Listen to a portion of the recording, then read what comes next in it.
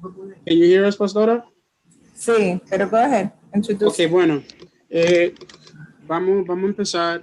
Los que nos están viendo en YouTube, bienvenido una vez más a la quinta parte de entendiendo las palabras proféticas de la Biblia. Yo creo que hasta ahora el apóstol no ha hablado en profundidad de muchas cosas y hoy vamos a continuar con el tema del Medio Oriente, entendiendo las profecías y cómo se aplican al momento que estamos viviendo, y también un poco más de trasfondo de todo lo que se ha movido, todo lo que la Biblia nos dice y cómo estamos en el ahora, por qué estamos en el ahora. Entonces, vamos a orar, vamos a unirnos. Estamos empezando un poco tarde, pero todas las cosas que pasan, el Señor se va a glorificar en medio de ello. Entonces yo voy a orar. Amén. Y le vamos a dar el micrófono después al apóstol para que tenga todo el tiempo, porque estamos muy ansiosos y emocionados de poder recibir esta enseñanza. Amén. Yo voy a orar. Amén. Señor Jesús, te damos gracias y te bendecimos, Señor, porque, Señor, tu palabra es vida y a través de tu palabra tú nos hablas a nosotros, Señor. Señor, y sabemos que aunque la palabra de la Biblia fue escrita hace mucho tiempo, en el día de hoy todavía no habla y nos revela los misterios de tu corazón y nos revela cosas sobre el mundo y nos deja saber cómo actuar en el mañana, cómo actuar en el presente, Señor. Y yo te pido, Señor, que a través de esta conversación que tú puedas dirigir al apóstol, que tú puedas iluminar su mente y todo lo que él haya preparado para hablar en este día, Señor, que pueda llegar a nuestro corazón.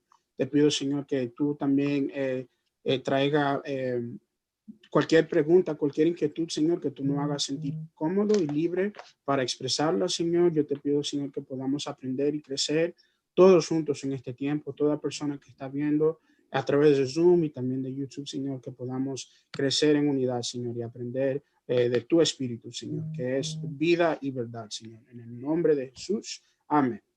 Amén. Ok, apóstol, the mic is yours. Gloria a Dios, bendecido. Vamos a aprovechar el tiempo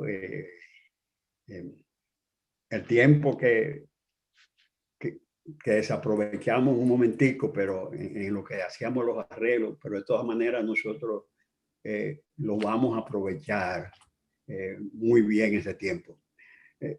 El Medio Oriente es en la Biblia demasiado importante y en el día de hoy el Medio Oriente sigue siendo el centro de la atención. No solamente porque Israel está en el Medio Oriente, pero porque por todas las cosas que han pasado en el Medio Oriente. Gloria a Dios. Si nosotros entramos a las Sagradas Escrituras y comenzamos con el libro de Génesis, que es el libro por excelencia, nos vamos a encontrar que las descripciones que da la Biblia cuando Dios creó al hombre y puso el Edén, la palabra de Dios nos enseña a nosotros que el Edén fue puesto, el jardín del Edén, en el Medio Oriente. Y ustedes dirán, bueno, ¿por qué en el Medio Oriente?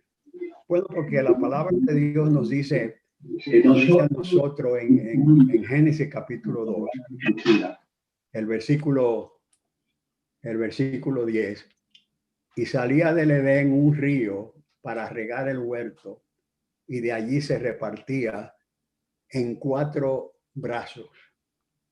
El nombre de uno de los ríos se llamaba Pisón.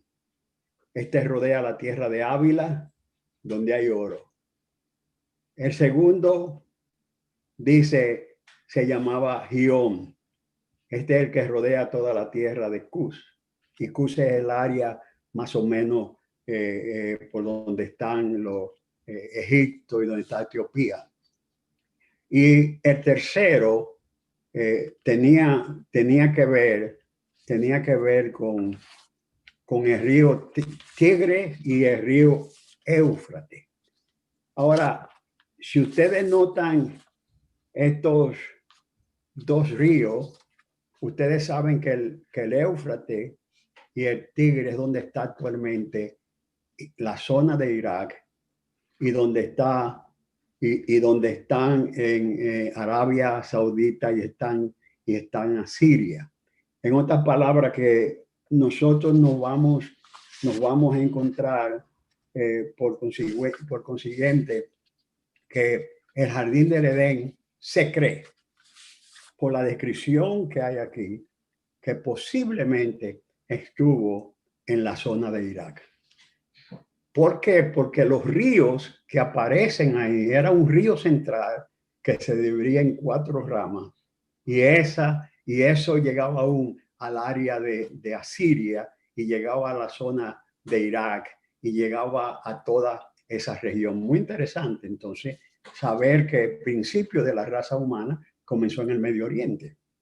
Comenzó en esa zona que llamamos nosotros Irak, de donde también viene más luego, viene Abraham. El segundo hecho muy importante que tiene que ver con el Medio Oriente es el caso del diluvio. La Biblia habla que por causa de la maldad de los hombres se extendió el pecado y Dios decidió destruir al hombre con agua.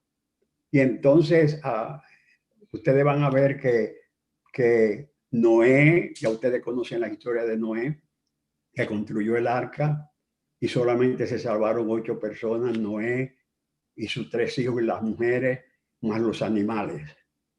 Pero cuando el arca descendió, la Biblia nos dice a nosotros en el capítulo 8 de Génesis y el versículo 4, y reposó el arca en el mes 7º, a los 17 días del mes, sobre el monte de Ararat.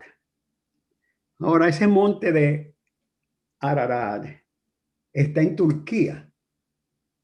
Es el monte más alto que tiene Turquía.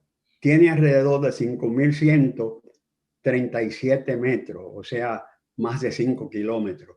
Y está entre la zona de Asiria y Armenia, que es la parte también que tiene que ver con Turquía. Este monte es como un volcán que está cubierto durante todo el tiempo en la parte arriba con nieve. Ahora, qué interesante es esto, que el arca se asienta en el monte Ararat, y el monte Ararat es Turquía. De nuevo entramos nosotros a ver qué importante juega el Medio Oriente, todos esos países, porque el libro de Génesis en sí, todo casi se desarrolla en el Medio Oriente de por sí. El jardín del Edén, el diluvio, el arca que se asienta en el monte Ararat. Y entonces esto indica que la gran civilización que existió en ese momento se concentraba en toda esa región. Pero si nosotros seguimos más adelante en el libro de Génesis, nosotros vamos a encontrar que en el capítulo 11 nos habla a nosotros sobre la Torre de Babel. ¿Y dónde se construyó la Torre de Babel? En la zona de Babel, donde luego se levantó Babilonia, que es la zona de Irak. La rebelión, la primera rebelión del hombre también contra Dios, se levanta en la zona del Medio Oriente. Y por causa del pecado de esa rebelión, las lenguas la gente fueron dispersas, se le dio diferentes lenguas, y de ahí se distribuyeron a las diferentes partes del mundo. Entonces todo del Medio Oriente salieron para Europa, salieron para Asia, salieron para África, salieron para casi toda parte del mundo. De esto que tuvo que ver con la Torre de Babel. Qué interesante, porque cuando uno lee las Sagradas Escrituras, uno dice, bueno, pero ¿qué tiene que ver el Medio Oriente propiamente con Dios? Claro, todo el mover de Dios comenzó en el Medio Oriente. Comenzó con el hombre, siguió el diluvio, la confusión de la lengua en la Torre de Babel. Y luego en Génesis capítulo 12 aparece otro hecho muy importante, que Dios llama a un hombre llamado Abraham, que tenía 75 años. Abraham nació por el año 2156, más o menos antes de Cristo. Y Dios lo llama de la tierra de Ur de los Caldeos, de Irak. Y le dice, yo quiero que tú salgas de ahí, porque yo te voy a llevar a una tierra que te la voy a entregar a ti. Es la tierra de Canaán, es decir, que lo mueve de donde él está, Irak, para llevarlo a la tierra de Canaán, que es la tierra donde está Israel en el día de hoy, donde está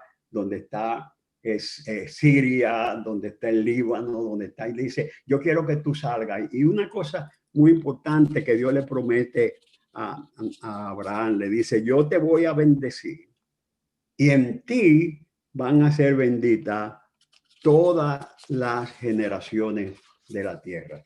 De nuevo, la bendición para el mundo comienza a través de un hombre llamado Abraham, que era del Medio Oriente, que sale de Ur de los Caldeos y que luego sale para Canaán. Qué interesante esto, porque esto indica que el movimiento de toda la Biblia va girando alrededor de esos países que están en el Medio Oriente. A veces nosotros pensamos, ese es un problema de los árabes, eso es un problema de los musulmanes, eso es un problema de Israel, pero eso no compete a nosotros, porque nuestra cultura cristiana viene del judaísmo y el judaísmo viene de un hombre que se llamaba Abraham. Otro hecho importante, luego que vamos nosotros al libro de Éxodo, y en el libro de Éxodo nace Moisés. Moisés nace alrededor del 1525 antes de Cristo, y ya ustedes saben que Moisés, su nombre significa sacado de las aguas. Yo no voy a hablarle a ustedes ahora de esto porque ya hablamos anteriormente sobre Moisés y ustedes conocen la historia. Pero Dios, lo que le había prometido a Abraham, que iba a multiplicar su descendencia y que su descendencia iba a ser esclava en Egipto, y luego Dios la iba a liberar después de 400 años, le toca a Moisés sacar al pueblo. Y sacar al pueblo para llevarlo entonces a la tierra de Canaán. Pero cuando los judíos pasan el tiempo de esclavitud, lo pasan en Egipto.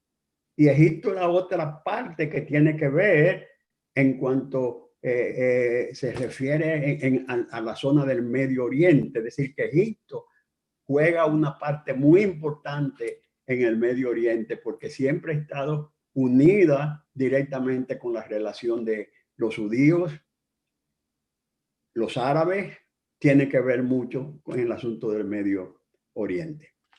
Pero sigamos más adelante en el área profética. Entonces, durante el tiempo que el pueblo regresa a Canaán, conquistan a través de Josué, se establecen, construyen el templo, se reúnen como nación y se forman como nación. Y durante ese periodo de la nación comenzó a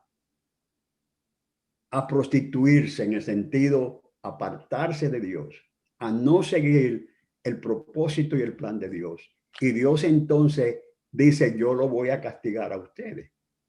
Yo voy a traer del norte para que vengan y lo esclavicen. Y entonces habla de Nabucodonosor, que se iba a levantar en Babilonia y que iba a tomarlo prisionero y lo iba a llevar de nuevo prisionero a Babilonia.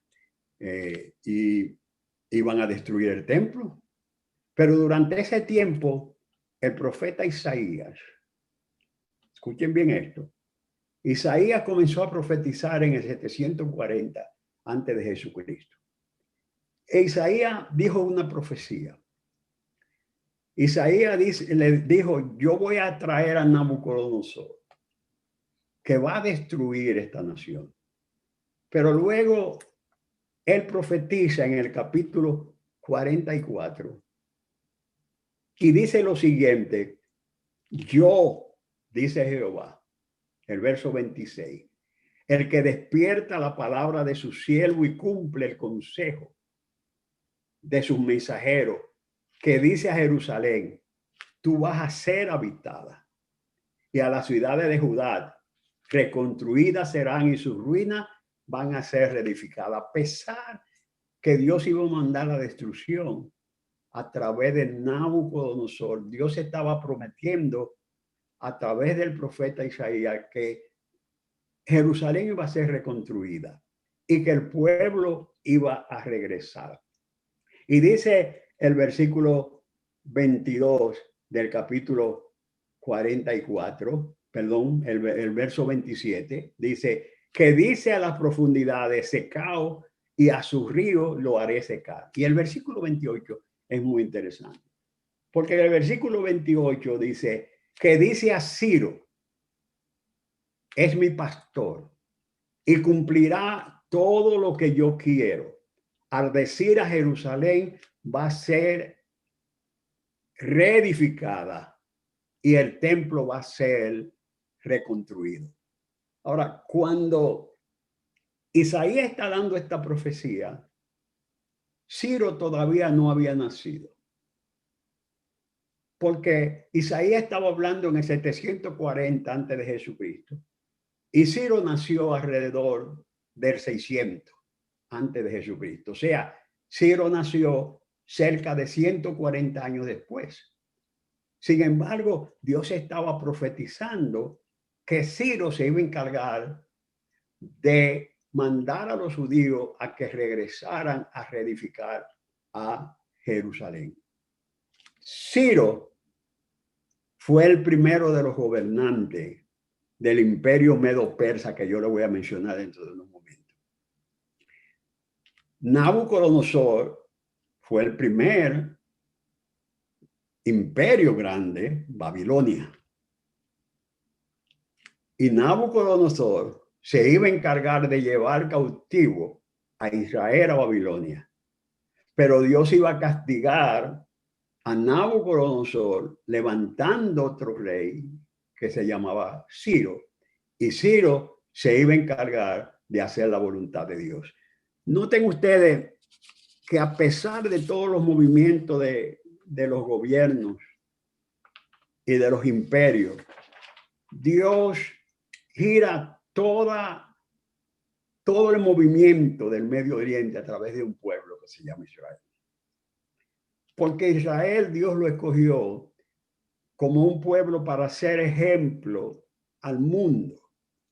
Y lo hizo, y su propósito era hacerlo gentes de sacerdotes. Como ellos fracasaron para tal, Dios ha levantado, como ya yo le hablé a ustedes, a la iglesia. Y la iglesia hoy en día es el Israel espiritual de Dios. No significa, vuelvo a repetir, que Dios ha rechazado a Israel como su nación. No. Pero Dios va a restaurar a Israel definitivamente. Pero en lo que hace esto, Dios no va a dejar de extender su reino en la tierra. Y por eso nos tiene a nosotros como iglesia. Entonces, Isaías habló de la cautividad de Israel. Isaías habló de que Ciro se iba a encargar de dar la palabra de restauración. Ahora aparece otro profeta después de Isaías, y es el profeta Jeremías. Y el profeta Jeremías comienza a profetizar en el 640 antes de Jesucristo, mientras Isaías comienza en el 740, 100 años después aparece Jeremías. Porque Dios nunca ha dejado al pueblo de Israel sin mandarles profetas para que le digan el camino que ellos deben de hacer. Por consiguiente, Jeremías vino a decirle al pueblo que tenía que arrepentirse para evitar la ira de Dios, el castigo de Dios, y que si no se arrepentían los iba a mandar esclavos, lo iba a deportar, lo iba a sacar de su tierra y lo iba a mandar a Babilonia. Y así mismo sucedió. Sin embargo, Jeremías dijo que después de 70 años, Dios iba a hacer que ellos regresaran. Porque Dios siempre es un Dios de amor. Dios es un Dios de misericordia. Y aunque Dios castigaba a Israel, Dios no quería que Israel desapareciera como nación, porque de Israel iba a venir el Mesías. El propósito y el plan de Dios de que viniera Jesucristo tenía que cumplirse a través de Israel como nación por la cual Dios la había escogido de una manera muy especial. Entonces, noten ustedes todo lo que está aconteciendo a través de Israel. Después que llega Nabucodonosor y lleva cautivo a los judíos a Babilonia, Dios lleva a Babilonia un profeta que se llama el profeta Ezequiel. Y ese profeta Ezequiel es el profeta de la cautividad. Jeremías fue profeta antes de la cautividad. Isaías profetizó antes de la cautividad. Pero cuando el pueblo se fue cautivo a Babilonia, Dios decidió llevar dentro del pueblo a un hombre llamado Ezequiel. Y Ezequiel era de raza sacerdotal. A él le correspondía el sacerdocio. Pero la ley judía decía que para entrar al sacerdocio tenía que tener 30 años arriba. Y cuando Babilonia cautivó, conquistó a Israel y se lleva a Ezequiel, él no tenía 30 años, él tenía tal vez alrededor de 26 o 27 años. Por tanto, no podía ser sacerdote. Entonces Dios lo llama, siendo sacerdote, lo llama a una nueva misión. Y es la misión de ser profeta. ¿Por qué hace Dios eso? Porque aunque el pueblo iba a estar cautivo, Dios quería recordarle que Dios quería restaurarlo totalmente a ellos. Y que Dios tenía planes futuros con cada uno de ellos. Y eso es muy importante que nosotros entendamos, que los planes de Dios son eternos, que Dios es un Dios eterno, que Dios es un Dios que tiene planes y esos planes Dios no se arrepiente. Dios le dijo a Abraham, yo te voy a bendecir, en ti van a ser benditas todas las generaciones de la tierra, y Dios quería hacerlo. Entonces Dios llama a Ezequiel y lo pone como el profeta también de los últimos tiempos. Y si ustedes van a seguir estudiando la Biblia conmigo, yo los invito a ustedes a que lean el capítulo 36, 37, 38 y 39 de Ezequiel. Porque esos tres capítulos son capítulos importantes para nosotros poder entender la palabra profética. En el capítulo 36, en el versículo 17, Dios le dice a Israel lo siguiente.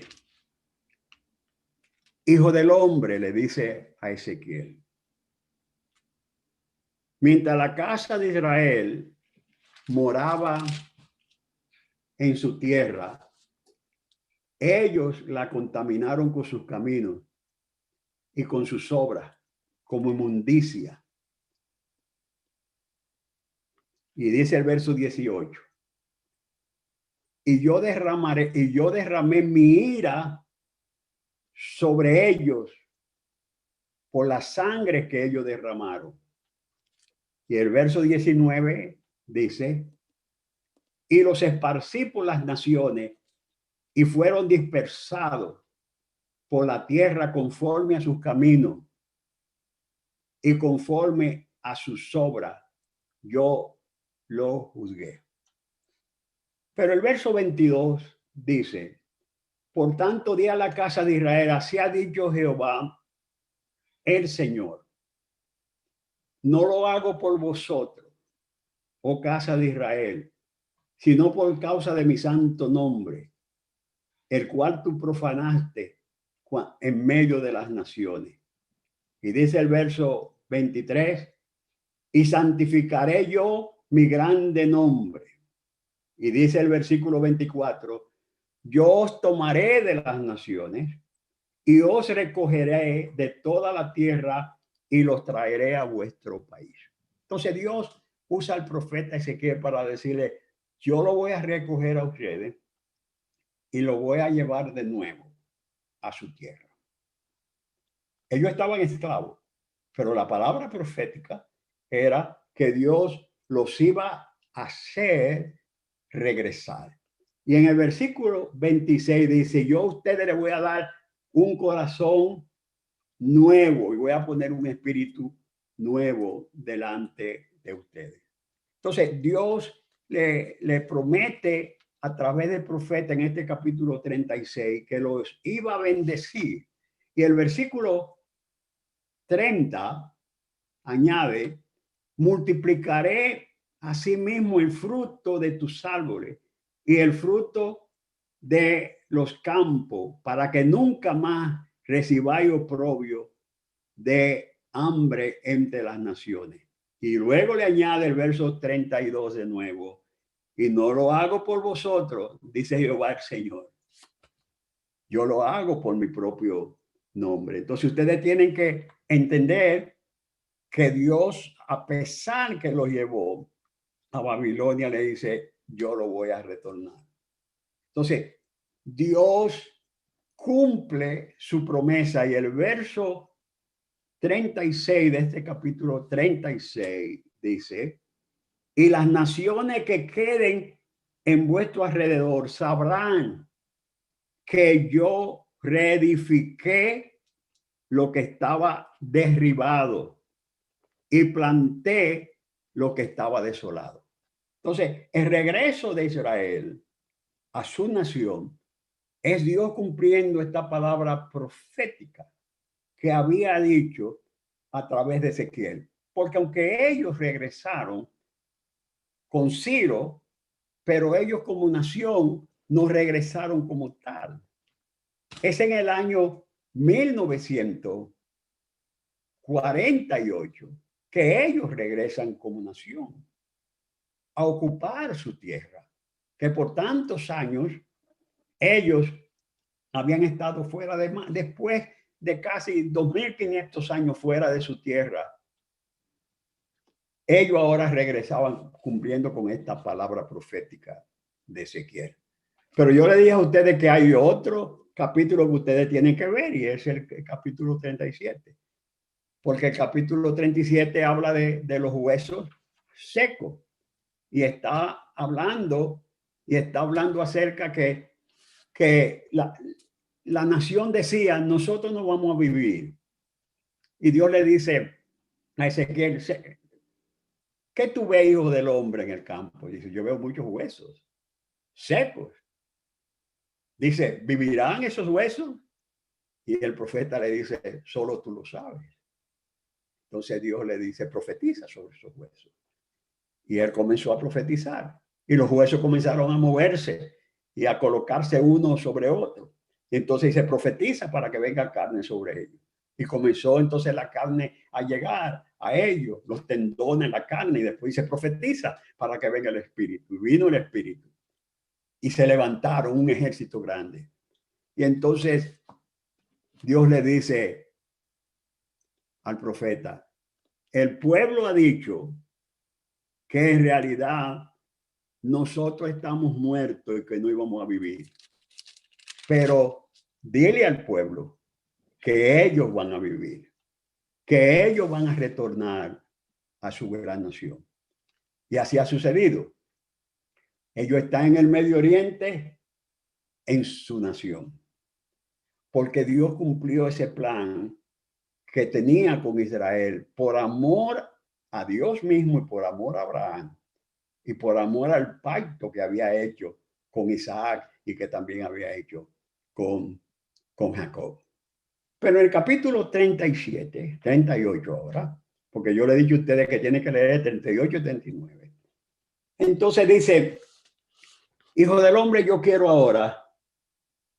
El versículo 3 dice, he aquí, yo estoy contra ti, oh Gad, príncipe soberano de Mesac y Tubal.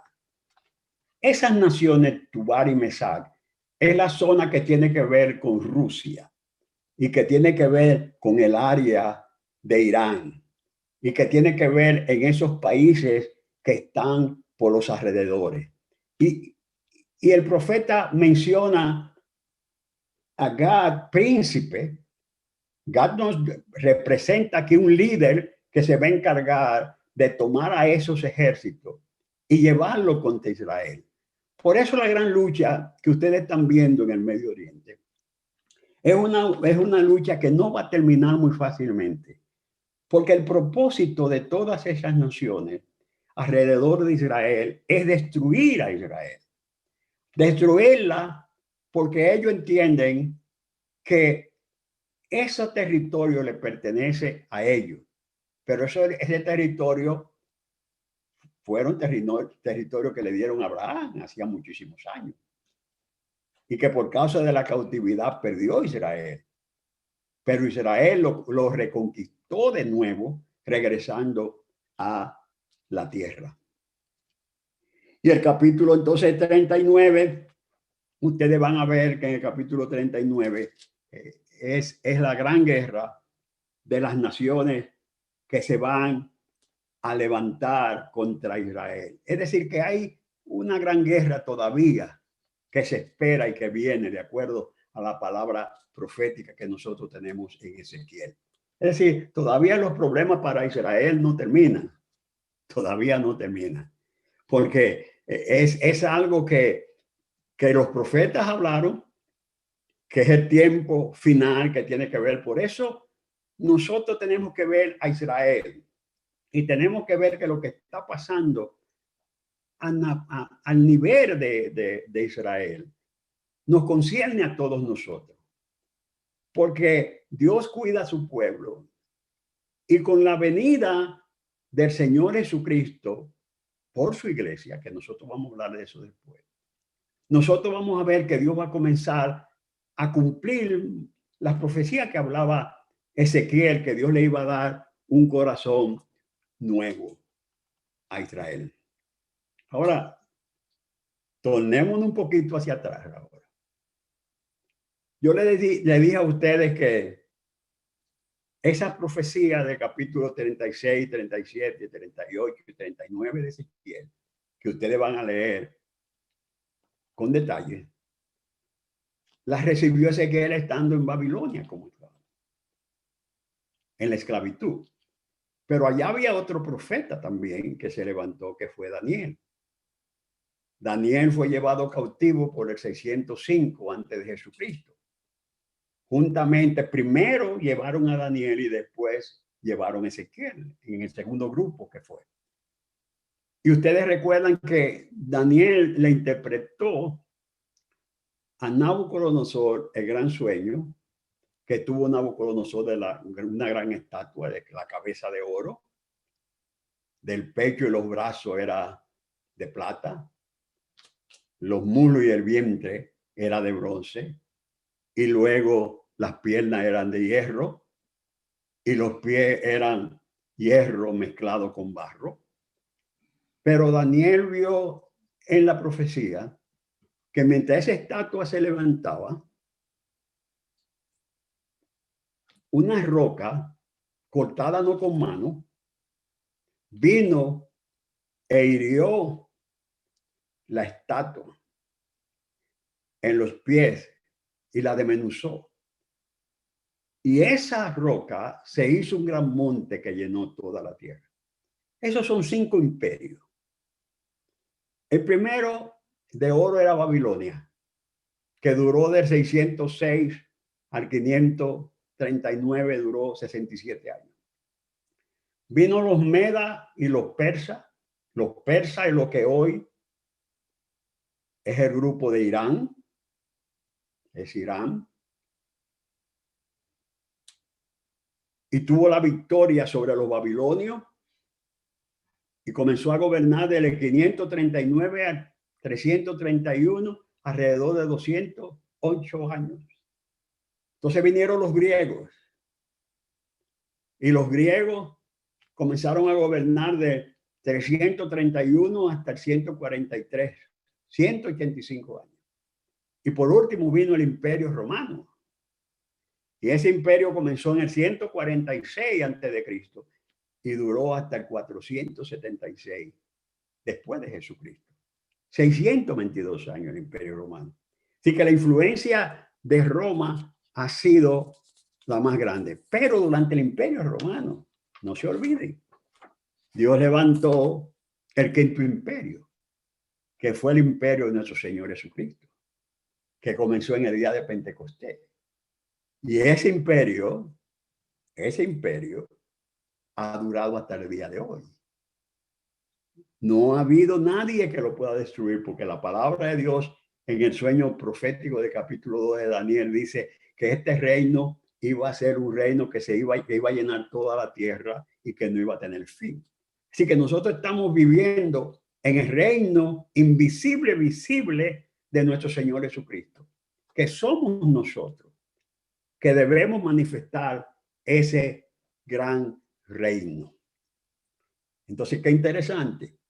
Nosotros estamos viendo que el Medio Oriente nos ha llevado a nosotros a ser el imperio más grande que puede existir, el reinado mesiánico de nuestro Señor Jesucristo.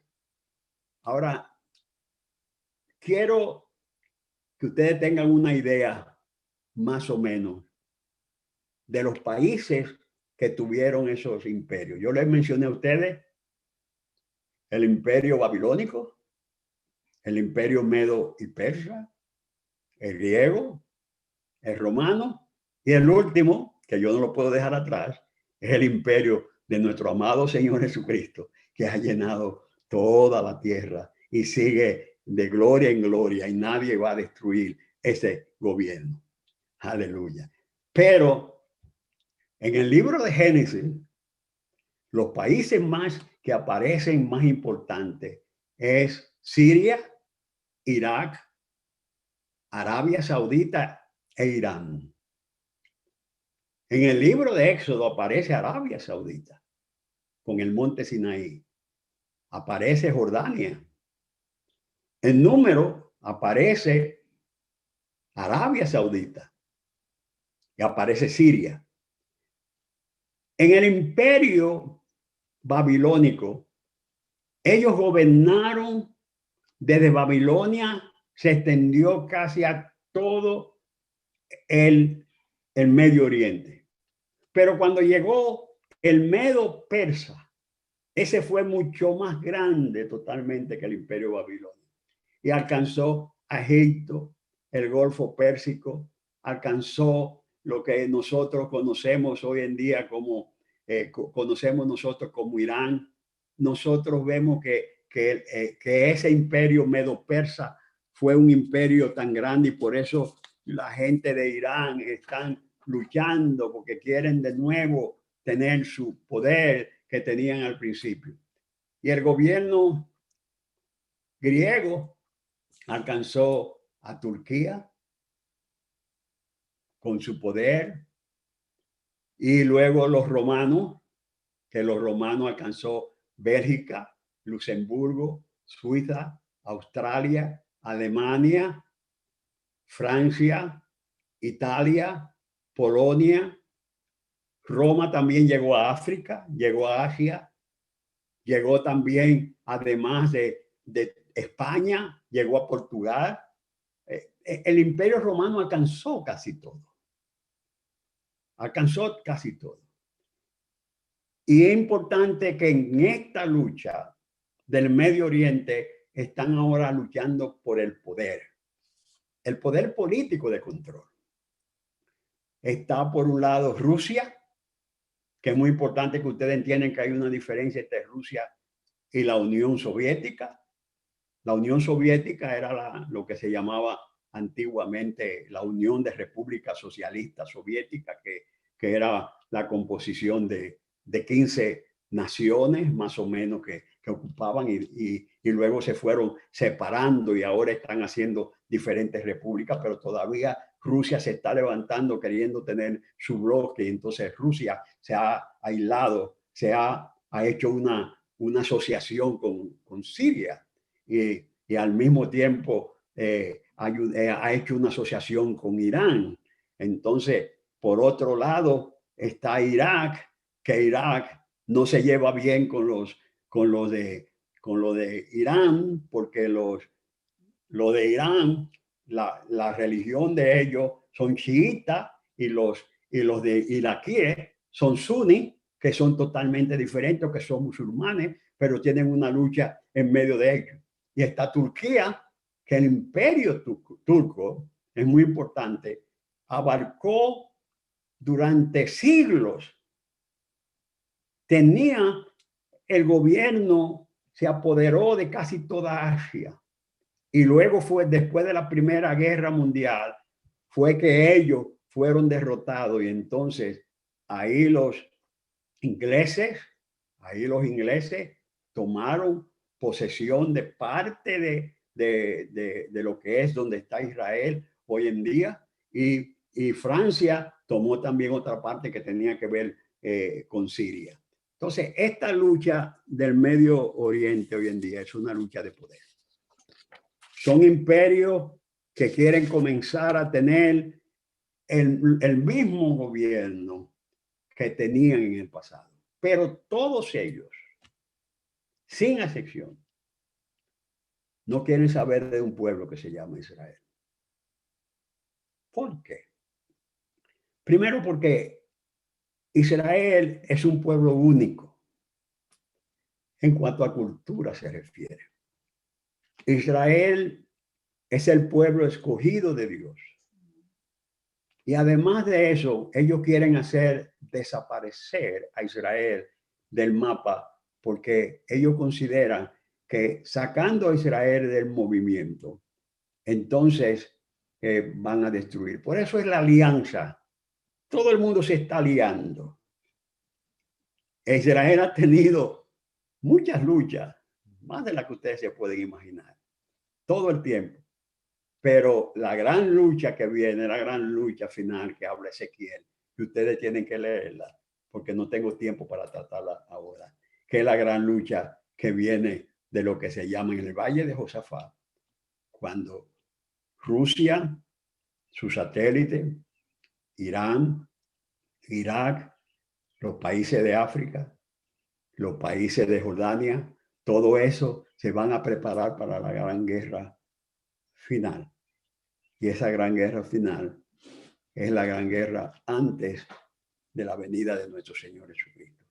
Por tanto, todo lo que ustedes ven en el Medio Oriente andan buscando poder de control económico, poder de petróleo, poder de todo eso. Todos ellos tienen que ver con eso, pero quieren seguir con el control político. E Israel está ahí porque es un pueblo de Dios. Porque Dios cumplió su profecía que dio a través de Jeremías y a través del profeta Ezequiel, que lo iba a plantar en su tierra y que no iban a ser más burla de las naciones. Muchas bendiciones. Wow. Mucha tela que cortar. Interesante de que tú puedes repetir cuánto tiempo ocurrió para que se cumpliera la profecía del retorno de Israel. Bueno, en el caso, por ejemplo, recuerde que Israel ha retornado, sí, porque ellos retornaron con Ciro de cuando se cumplió lo de Isaías. Pero ese retorno, ellos retornaron, pero todavía seguían bajo el dominio, en realidad, del imperio medo-persa, todavía. Pero en el 48. Pero fue en el 48, el 15 de mayo, ellos entraron como nación propia. Y eso fue un acuerdo muy interesante que hizo Inglaterra, porque Inglaterra dijo, vamos a darle a los judíos que andan errantes por todo el mundo una parte de su tierra, porque a ellos les pertenece. Entonces ellos hicieron un acuerdo, pero entonces dividieron que un 55% de la tierra se lo iban a dar a Israel y el otro 45% se lo iba a dar a los palestinos. Pero los palestinos, acordaron por acuerdo de las Naciones Unidas que Jerusalén no iba a ser de nadie, sino que iba a ser sin ninguna posesión. Pero Israel la quería y también los palestinos la querían y se quedaron. Entonces, pero tan pronto pasó eso, estaban tranquilos. Pero tan pronto sucedió eso, tan pronto Inglaterra dijo, cerramos y nos vamos. Se armó la primera guerra contra Israel. Y todos esos países, Siria se reunió, Egipto se reunió, los palestinos se reunieron, vinieron los turcos, vinieron todos a atacar contra Israel inofensivo, pero ellos lograron ganar. Y siguieron luchando. Y cada guerra que han tenido, en el 67, volvieron y perdieron. Y Israel ha ido extendiendo y extendiendo y extendiendo.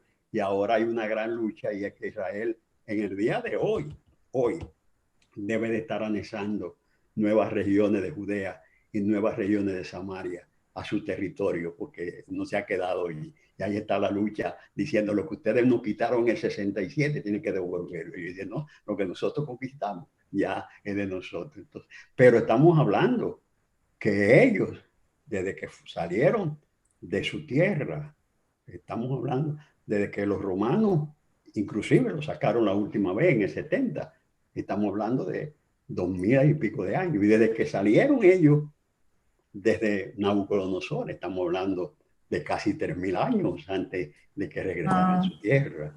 O sea que qué lindo ver que el Señor, ninguna de las palabras del Señor caen a tierra, sino gracias, que el Señor cumple su promesa. Hay un comentario, a ver qué tú piensas, dice que se entiende que lo que ocurrió de Israel regresar a su tierra fue un milagro, que ellos pudieran regresar. ¿Cuál es tu opinión? Bueno, yo creo que todo ha sido un milagro, pastora, porque ha sido Dios que ha estado obrando. Y como dijo el profeta Ezequiel en el capítulo 36, lo que yo hago no es por ustedes, es por mi nombre, es por mi propio nombre. Porque donde ustedes, en la tierra, ustedes llenaron de sangre la tierra, porque sacrificaban sus hijos a Moloch, los sacrificaban y entonces ustedes contaminaron la tierra de Israel. Y después que salieron esclavos y fueron a Babilonia, siguieron sacrificando. Pero lo que yo voy a hacer, yo lo voy a hacer por mi nombre, no es por ustedes en realidad. Por eso fue que Moisés, cuando iban a entrar a la tierra, le dijo, ustedes van a entrar a una tierra que fluye leche y miel. Ustedes no han trabajado, no han hecho nada.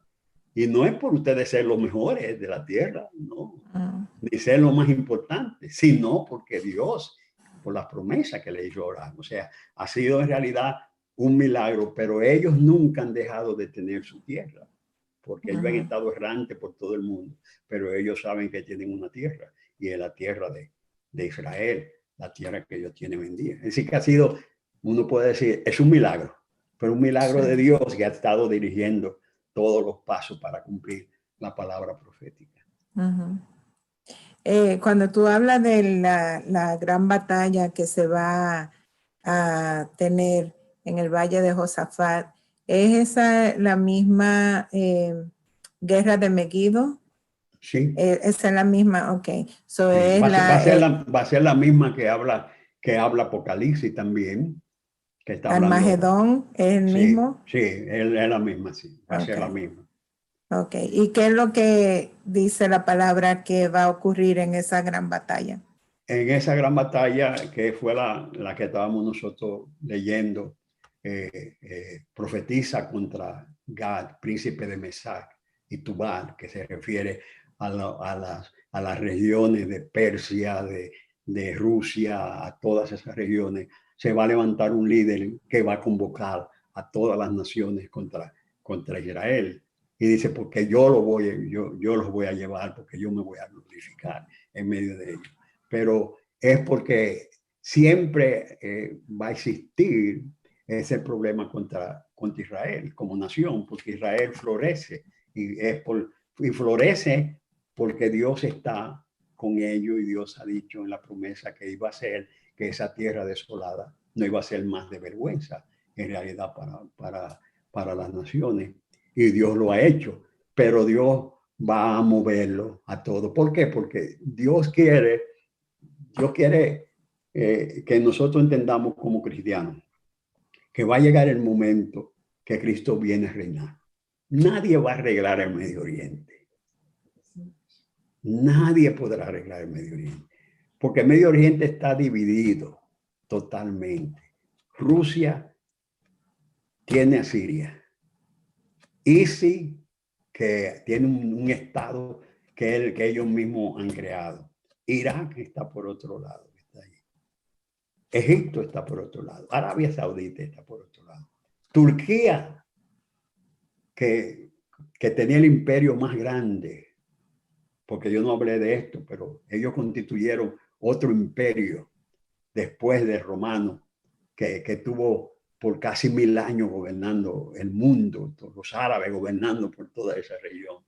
Y fue después de la Primera Guerra Mundial, se destruyó totalmente eso. Tienen deseo de volver a conquistar y a seguir. Todos tienen deseo de volver a la Gran Babilonia. ¿Quién va a ser el nuevo Nimrod que levantó la Torre de Babel, que era el líder? Todos quieren ser como Saddam Hussein. Saddam Hussein dice, yo voy a ser el Nabucodonosor de esta nueva generación. Y quería ser a Irak la Gran Babilonia en realidad. Sí. Y en cuanto a las alianzas, siempre uno ve como Rusia, Irán, ¿y cuál era la otra que tú dijiste? Está Siria. Ok, Siria, sí. O sea, apoyados por Rusia. Sí. ¿Verdad?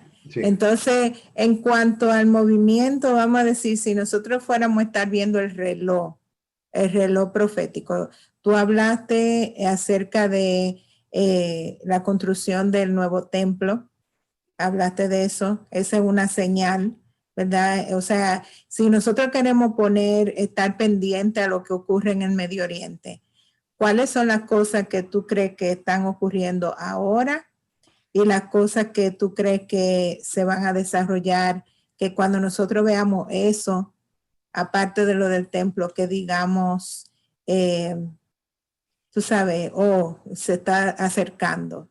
Sí, yo creo que la paz, cuando digan paz y seguridad, entonces yo creo que Israel quiere tener paz con las naciones, y porque ellos ya también están cansados de estar luchando. Ellos están armados, como todo el mundo les tiene miedo a Israel, porque aunque ellos son pequeños, pero ellos han desarrollado tecnología propia. Ellos tienen armas atómicas, ellos tienen, o sea, todo el mundo le tiene miedo. El mismo Irán, que es un país con tantos recursos y que tiene un ejército tan grande, ellos tienen miedo. Ellos no quieren tratar de atacar a Israel porque van a tener problemas. Entonces ellos están ayudando a Irán, están ayudando a guerrillas como Hamas, Hezbollah, que están alrededor en el Líbano y en los alrededores para que ataquen a Israel. Entonces Israel quisiera la paz. Entonces va a llegar el momento cuando ustedes vean que las naciones estén diciendo, vamos a hacer la paz, ¿qué vamos a hacer? Ya no podemos seguir guerreando todo el tiempo. Siria está destruida. La cantidad de de personas que están que están desplazados, son millones en realidad por esa guerra en realidad. O sea, cuando nosotros veamos que la paz se está acercando para Israel, que las naciones están diciendo vamos a hacer la paz, que Israel esté diciendo queremos construir nuestro templo, queremos vivir en paz con todas las naciones. Entonces, cuando nosotros veamos esa paz ficticia que está pasando en ellos, sabemos que es una paz que están firmando, pero con el cuchillo detrás, ¿no? Así,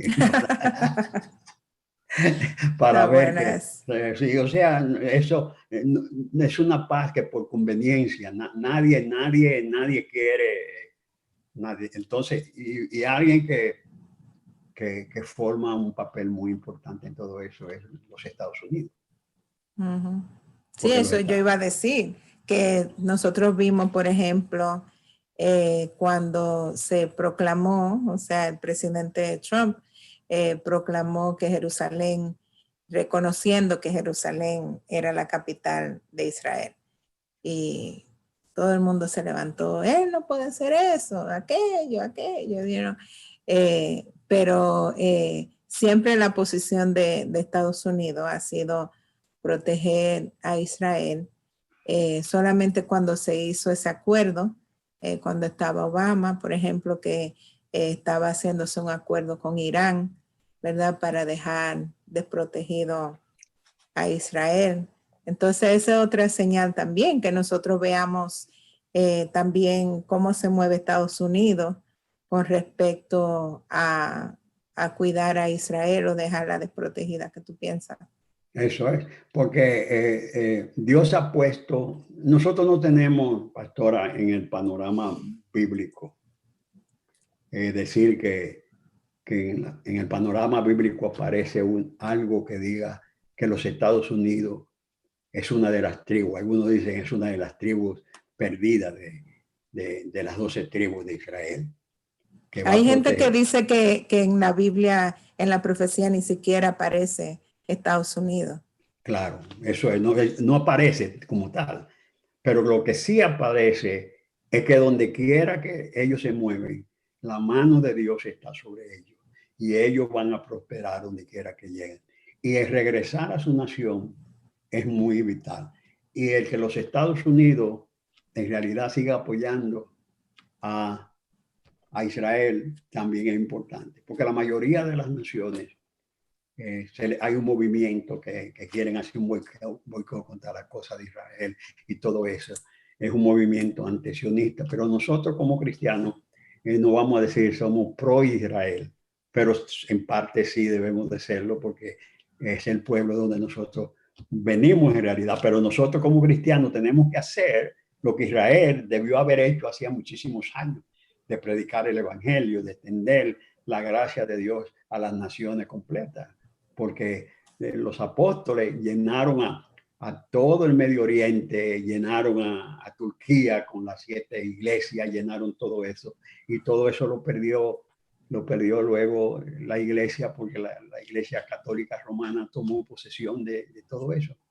Entonces nosotros tenemos que mantenernos predicando el evangelio, llamando a los hombres y viendo a Israel como tal y orar por Israel, por el cuidado de Israel, y para que ellos se salven como tienen que salvarse como cualquier otro. Y nosotros ver que el problema nuestro no solamente Israel. Israel es uno de las señales de nosotros como cristianos para la venida de Jesucristo. Y ya la última pregunta, ¿qué papel toca juega el Medio Oriente con relación al gobierno del anticristo? Totalmente, porque, por ejemplo, cuando dice Ezequiel, profetiza contra God, príncipe de Mesac y Tubal. God aquí no es el anticristo, pero sí representa a alguien que tenga influencia para mover todas las naciones. Yo creo que el anticristo es alguien que puede venir de las naciones europeas, porque las naciones europeas salieron todas de la Torre de Babel cuando se extendieron y salieron de Noé. De ahí todo tiene que ver, y por eso ustedes ven como Francia, Inglaterra, esos países siempre han sido pro Israel, en realidad por la bendición que ellos han tenido. Pero yo creo que el anticristo va a venir como un pacificador para hacer la paz en el Medio Oriente. Y entonces ahí yo creo que Israel va a aceptar, no sé si, el principio de paz y de seguridad con todas las naciones, y ahí es que va a venir la gran destrucción. O sea, yo creo que se va a levantar un líder capaz de unir al Medio Oriente, que no ha podido unirlo nadie, porque quien une a Rusia, por ejemplo, quien une a Israel con Irán, y quien une a Irán con Irak, y quien une a Irán con Arabia Saudita, y con Egipto, con la India, todos estos, con Afganistán, todos estos forman gobiernos que solamente un carismático que pueda venir y que sea capaz de tomar a toda esa gente y unirlo y decirle, señores, mire, vamos a trabajar por el bien común, vamos a reconstruir eso. Y puede llegar ya ese momento, porque ya yo creo que las naciones están cansadas de la guerra. Sí. Así que nosotros estamos más cerca de la llegada de un hombre que pueda coger toda esa región y que sea capaz de hacer la paz. Porque hasta el momento no ha aparecido nadie. Sí, así es. Muy difícil. Difícil, pero no imposible. Cuando sea el tiempo de Dios se va a levantar. Así es, así es. ¿Qué nos tienen para la próxima semana? Yo quiero para la próxima semana hablar del tema que tiene que ver con el levantamiento de la iglesia y lo que tiene que ver entonces con el área de la tribulación, y tiene que ver eso. ¿Por qué la tribulación es tan importante? Porque la tribulación en realidad no es para nosotros, pero la tribulación es el juicio de Dios para las naciones por lo que han hecho en medio de las naciones, y al mismo tiempo para traer a Israel el arrepentimiento. Entonces nosotros tenemos que ver que nosotros tenemos que prepararnos, cómo debemos estar preparados para ese gran momento.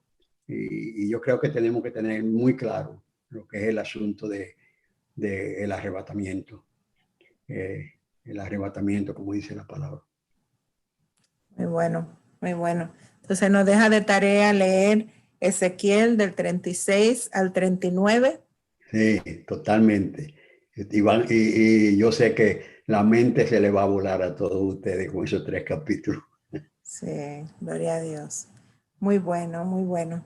Vamos a orar. Señor Jesús, gracias te damos una vez más, Señor, por esta oportunidad hermosa que tú nos das, Señor, de sentarnos a escuchar de tu palabra. Señor, lo que más nos impresiona de ti es tu fidelidad, Señor. Padre, como tú, oh Señor, después de 2000 y tanto de años, le cumpliste la palabra de retornar al pueblo de Israel a su tierra, Señor.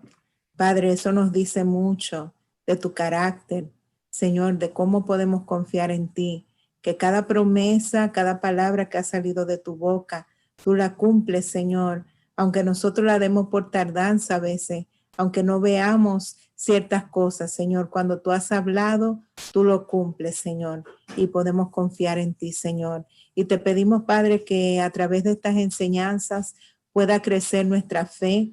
Padre, llénanos de expectativa, Señor, de ese gran momento, oh Señor, donde seremos arrebatados, oh Señor, para estar contigo para siempre. Señor, y permite, Padre, que en esta semana, hasta que nos reunamos, podamos meditar en estas cosas, Señor, que el enemigo no se lleve esta semilla de la palabra que hemos oído hoy, sino que podamos meditar en ellas, Señor.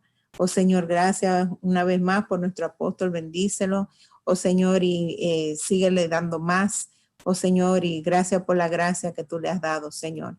Y a cada persona que se ha unido con nosotros, los que están aquí en Zoom y los que están por nuestro canal, también lo bendecimos en esta noche, declarando tu paz sobre cada uno de ellos y los hogares que ellos representan.